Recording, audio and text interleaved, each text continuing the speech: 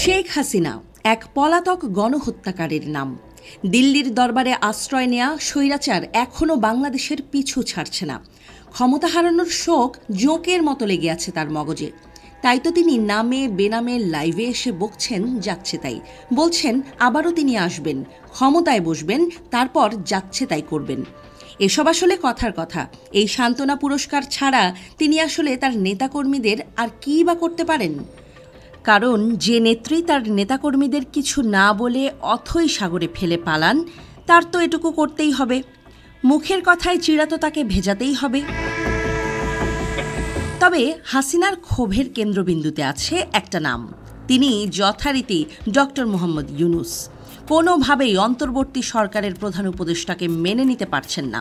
নামটা মুখে নিলেই বিষহীন ঢোড়া সাপের মতো ফোঁস ফোঁস করে ওঠেন। আক্রোশে ফেটে পড়ে তার চেহারাহীন লাইভ। তবে কাজের বেলায় জোটে জিরো।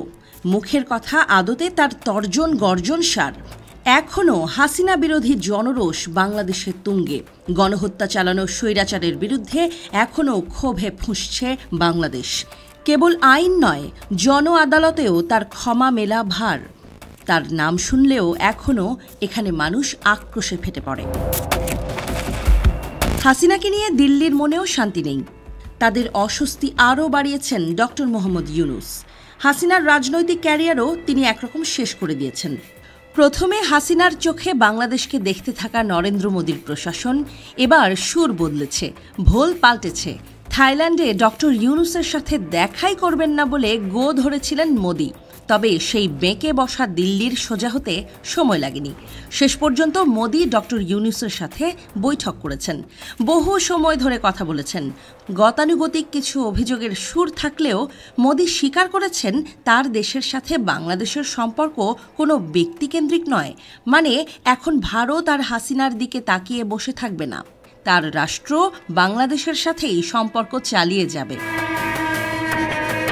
এতদিন যে অন্তর্বর্তী সরকার নিয়ে নয়াদিল্লি ছিল দ্বিধাদ্বন্দ্বের অন্তরালে, মাছ ধরবে নাকি পানি ছোবে এই ভেবে দিল্লির বুক করেছে আকুপাকু। এবার সেই দিল্লিও রিয়ালিটির কাছে নতজানু।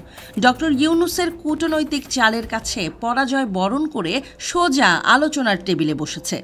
সেই সাথে একরকম জানিয়েই দিয়েছে হাসিনাকে ছাড়াই তারা সামনের পথ চলতে চায়। তবে দিল্লি এখনও আটকে আছে এক দোটানায়। তারা বুঝে উঠতে পারছে না কথিত মিত্র হাসিনাকে নিয়ে তারা কি করবে। বাংলাদেশের কাছে তাকে ফেরত দেবে নাকি চিরস্থায়ী বন্দোবস্ত করে তাকে রাখা হবে ভারতেই? দিল্লি ভালো করে বুঝে গেছে হাসিনাকে ঢাকার মসনদে ফেরানোর সব পথই বন্ধ। কেবল খোলা আছে লাইভে এসে হাসিনার আকাশ কুসুম গল্প শোনানোর পথটাই।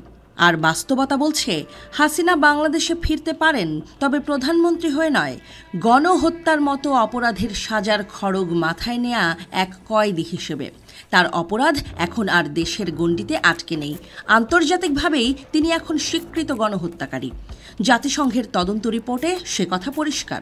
আন্তর্জাতিক অপরাধ আদালতও তার অপরাধকে গুরুতর হিসেবেই বিবেচনা করবে। তাই হাসিনাকে রক্ষায় ভারতের সামনে একটাই পথ, পলাতক এই স্বৈরাচারের জন্য দিল্লিতে একটা স্থায়ী বাংলো বরাদ্দ দেয়া। কারণ তাকে অন্য কোনো দেশে পাঠানোর সম্ভাবনাও ক্ষীণ। এমন স্বীকৃত অপরাধীকে সহজে কোনো দেশ রাজনৈতিক আশ্রয়ও দেবে না। তাই নাটাই কাটা ঘুড়ির মতো লাইভে এসে অনিশ্চিত বাঁক খাওয়া ছাড়া হাসিনার আর কিছুই করার নেই। মোদির কাছে ডক্টর ইউনূস হাসিনাকে জোরালোভাবে ফেরত চাওয়ার পর সেই অনিশ্চিত ভবিষ্যৎ আরও তীব্র আঘাত হয়ে ফিরছে হাসিনার কাছে। আর এই কারণেই আষাঢ়ে গল্পেই হয়তো তাকে সান্ত্বনা খুঁজতে হচ্ছে।